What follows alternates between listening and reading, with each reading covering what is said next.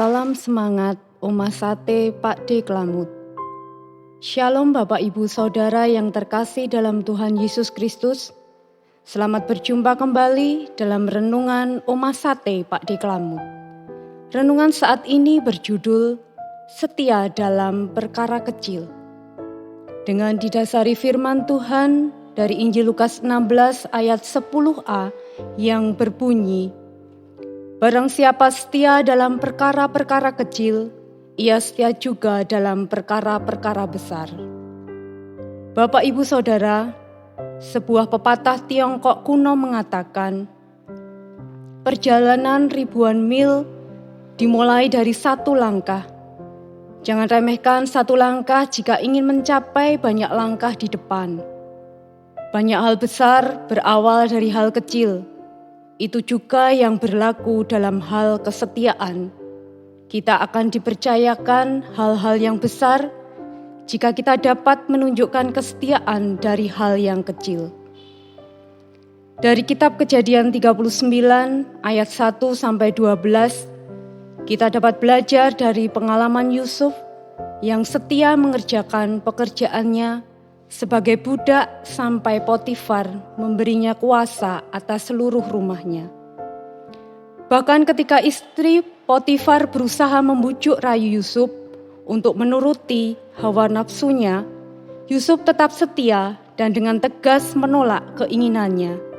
Hingga akhirnya Yusuf difitnah dan dijebloskan ke dalam penjara. Dan ketika di dalam penjara pun, Yusuf tetap setia melakukan hal kecil, sehingga kepala penjara mempercayakan semua tahanan kepadanya. Dapat kita lihat kisahnya di Kejadian 39 ayat 20-23. Dan karena semua kesetiaannya, Allah mempercayakan Yusuf menjadi penguasa atas seluruh Mesir. Menjadi penguasa atas seluruh Mesir merupakan kedudukan tinggi dalam hal yang besar. Allah mempercayakan itu kepada Yusuf karena sudah memberi kesetiaannya yang luar biasa.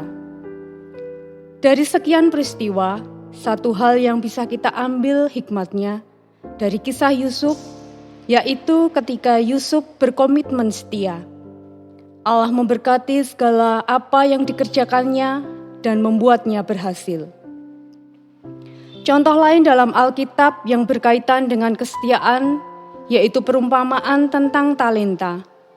Ada 3 orang hamba yang dipercayakan harta oleh tuannya. Yang pertama diberi 5 talenta. kedua diberi 2 talenta, dan yang ketiga diberi 1 talenta. Sesuai dengan kesanggupan mereka masing-masing, hamba pertama dan kedua dengan setia mengembangkan talenta yang dipercayakan kepada mereka dan beroleh laba. Namun tidak dengan hamba yang ketiga, yang enggan mengembangkan talenta yang dipercayakan kepadanya. Ketika tuannya datang, hamba pertama dan kedua beroleh pujian darinya.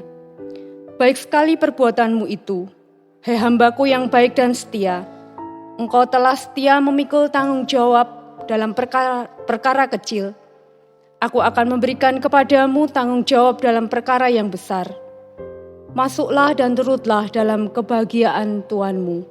Matius 25 ayat 23. Kebanyakan orang ingin mendapatkan kepercayaan, melakukan tugas atau tanggung jawab yang besar.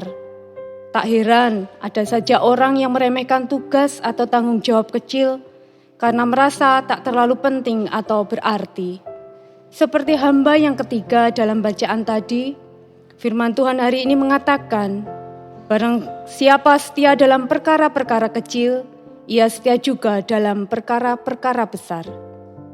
Tuhan tidak pernah menganggap remeh hal-hal kecil dalam kehidupan.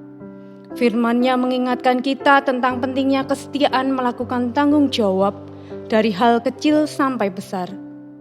Kesetiaan yang tentu membutuhkan ketekunan dan komitmen.